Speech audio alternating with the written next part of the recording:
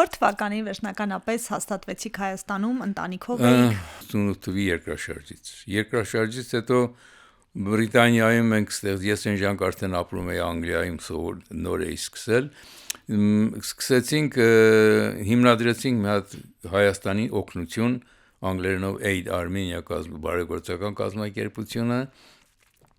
եւ առաջի տարվա ընթացքում $8 միլիոն դրամ հավաքեցինք անգլիացիներից, ոչ թե հայերից, որպես օգնություն Հայաստանին։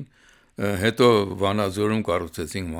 Նարեկ մանկական հիվանդանոցը, կահավորեցինք եւ այլն, դա ուրիշ խնդիր է, բայց առիթը եղավ, որ այդ ժամանակ արդեն սկսենք, որ մենք երբ որ դրամը հավաքեցինք, ես երկու հոգի մեր կազմակերպությունից հետո Հայաստան տեսնելու ինչ կարող ենք անել օգնելու, որտեղ կարևոր կարիք կա։ Բավական մեծ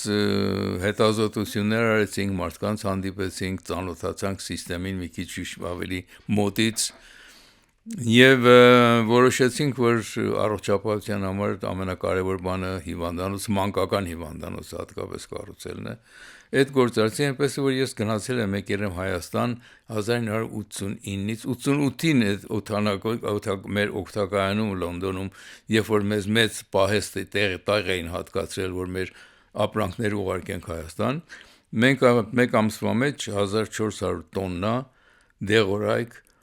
հագնելիք, ուտելիք, բժշկական սարքավորումներ ենք ուղարկել Հայաստան, ինքնաթիռով ուղղակի Լոնդոնից Երևան։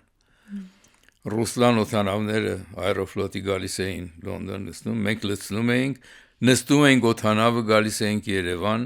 օդակայանում դատարկում նստում հետ գալի Լոնդոն։ Այդ ժամանակվանից իմ ոտքս ավելի բացվեց Հայաստան, հետո երբ որ մի քիչ արդեն գործերը հունի ընկան, ես եկա տեսնեմ մեր ուղարկած օգնությունը ինչ է եղել։ Դժբախտաբար օգնության մեծ մասը պահեստավորվել էր եւ մնացել էր պահեստում։ Ես առանց ոչ ոքի խոսելու ասի այդ ապրանքը մենք ենք ուղարկել մերն է, մենք կբաժանենք։ Դիմեցի իմ ազգականներին, համալսարանականներին, որ մի 20-25 հոգու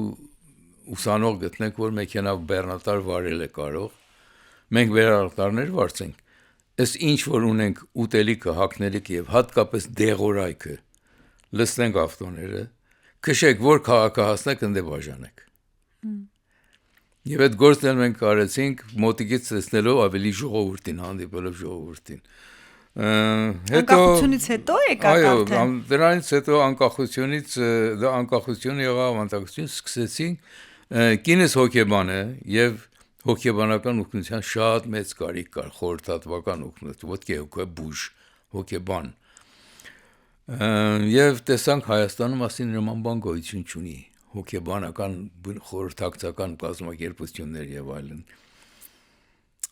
Կինս որոշեց, որ պետք է համալսարանում հոգեբանություն ավարտածներից 20 հոգու վերցնի եւ տրեյնինգ տա հոգեբանական։ Երկու անգլիացի մասնագետ էինք բերում, 3 տարի այդ գործը արել ենք, մի քանի ամիս մնում էին այստեղ, այդ 20 հոգու հետ պարապում էին, այդ 20 հոգին հետո մի մասը իհարկե արտասահման գնացին դրանցից, բայց այդ մնացած 10-15 հոգին իրենք այսօր դարձել են հոգեբան կրթող դաստիարակողներ։ Եվ այդ կապեց մեզ ավելի, որ պարտադրված տարվա մեջ քանի ամիս արդեն 89-90 թվականից մենք այստեղ էինք։ Հետո այդ մեր երկու ամիսը մտածեցիք, որ միևնույն է այստեղ եք, ինչի տուն չունենանք։ Մեր երկու ամիսը, որ երկու տարի որ անցավ, մտածեցինք, որ այս հոգեբանական աշխատանքներ կինս էլ հոգեբան, քանի հոգեբաներ, կլիենտներ էր տեսնում, տեղ չուներ, հորաքրոջս տանը մեզ սենյակում առանձնանում էին մտեղի, մտածեցինք մի հատ բնակարան գնել, 94 թվականին մի հատ բնակարան գնեցինք, որ մենք տեղ ունենանք այդ գործը անելու համար ուղղակի։ Դե 94 թվականից մենք տարին առաջի երթին մի 2-3 ամիս էինք ստե, հետո մենք քանի տարի հետո արդեն դարձավ 6 ամիս։ 6 ամիս հետո վերադառնում ենք Լոնդոն, տեսնում ենք մեր բակը դարձել է անտառ, եւ 3 հոգի տևում էր, մինչեւ մարտ էինք բերում, հատ հավաքում կտատում այդ ճյուղերը, ծառերը եւ այլն, որ կարողանանք մեր կարգի բերել մեր կյանքը։ Տեսանք, չէ, դա անելու բան չի, ճիշտ բան չի, քանի որ մենք Հայաստանում մենք շատ ավելի հանգիստ ենք զգում ենք ամենակարևորը մեր հողի վրա։ Եթե ուզես կարի փողոց, եթե պակասություն ունա, դու պիտի շտկես այդ պակասությունը, ոչ թե հադիմես քաղաքապետին։ Այնտեղ էլ մենք օտար էինք, մեզի ճիշտ է, ամեն ինչ իրավունքները հավասար ունես, բայց երբ որ մտնում ես օտար акցենտով ես խոսում, արդեն մտածում են, դե սա օտար է, սա կարևոր չի սրա ասածը։ Իսկ քո երկրում քո հողի վրա կարևոր է։ Քո երկրում շատ տարբեր է։ Մենք արդեն 10 քանի տարի առաջ որոշեցինք մեր ունեցվածքը Լոնդոնում աստիճանաբար ձերբազատվել դրանից, գալ հաստատվել Հայաստանում, քանի որ մենք այստեղ մի գործ ենք անում, որ կարևոր է մեր տեսակետից։ Կինս հոգեբանական ծրագիրներ է անում, հետո մեր ընկերներից մեկին համոզեցինք հոգեբանական կենտրոն պատրաստեց Դավիթաշենի կամուրջի վրա, Տանկյունում, դրսում։ Շատ մեծ աշխատանք է կատարում եւ հոգեբաններ ու 10 հոգեբան է աշխատում ընդեղումը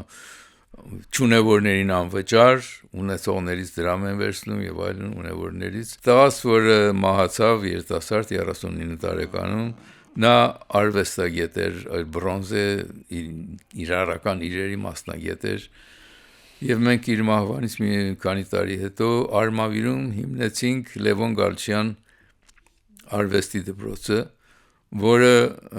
ծառայում է տեղի բնակիչներին, գյուղերի, շրջակա գյուղերի բնակիչներին, շուրջ 100 գյուղացի երեխա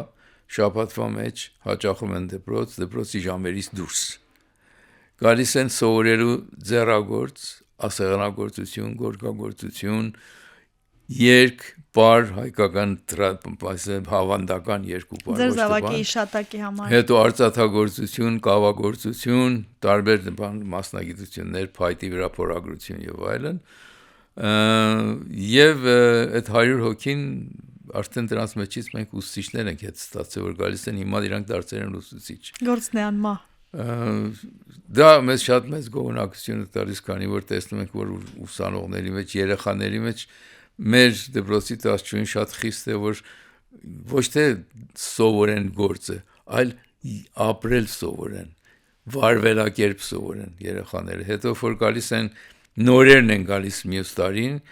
նկատում ենք, որ եղածները ինչքան տարբեր են նորերից։ Արդեն երբ որ մեկը ներս է մտնում սենյակ տարիքով մեկը վեր են կանգնում, որ նստելու տեղ ունենան մյուսը։ Գալիս են ներս, բարև են տալի առաջի հերթին։ Մյուսները առաջ երբ որ եկան, գլուխները կախկացած գնում են, մի անկյուն կանգնում են։ Իրենց մեր տնօրենը դեպքապես շատ ուշադիր է, որ ապրելակերպ սովորեն։ Շնորհակալ գործ եք անում, պարոն Գալչյան, ձեր զավակի իշատակի համար։ Մենք շնորհակալ ենք, որ տեսնում եք նման բաները արդյունքներ են տալի։ Պարոն Գալչյան, եմի վերջին հարց, դուք ունեք Հայաստանի Հանրապետության քաղաքացիություն։ Ես այո, Հայաստանի արդեն 10 քանի տարի է Հայաստանի քաղաքացի եմ։ Ես առաջիններից էի